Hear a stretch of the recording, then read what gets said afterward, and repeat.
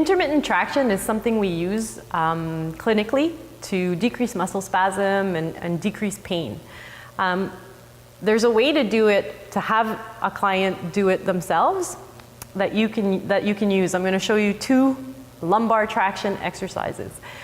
Typically with a client I use intermittent traction, so it's on and off, and we'll do it for about a minute or 2.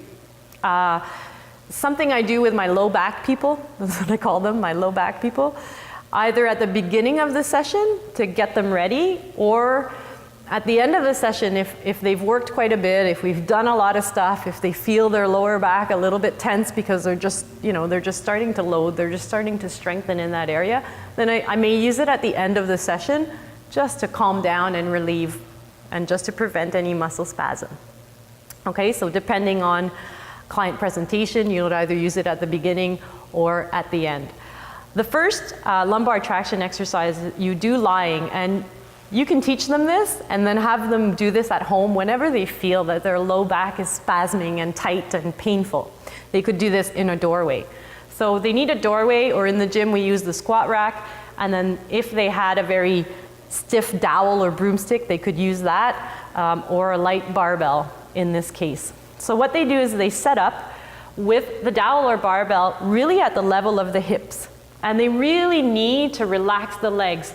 So you should see his legs super relaxed and his feet falling out so much his legs are relaxed. And then what they'll do is they'll push into the barbell.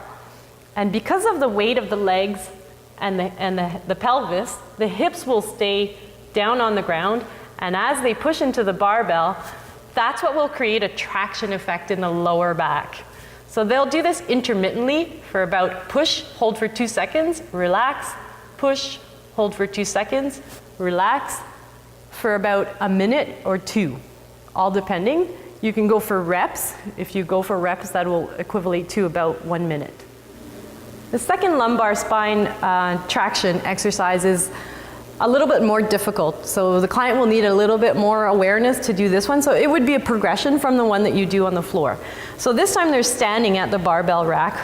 And then what Frank will do is he'll just lean into the barbell, and then he'll push himself up as if he wanted to lift himself up, and then relax.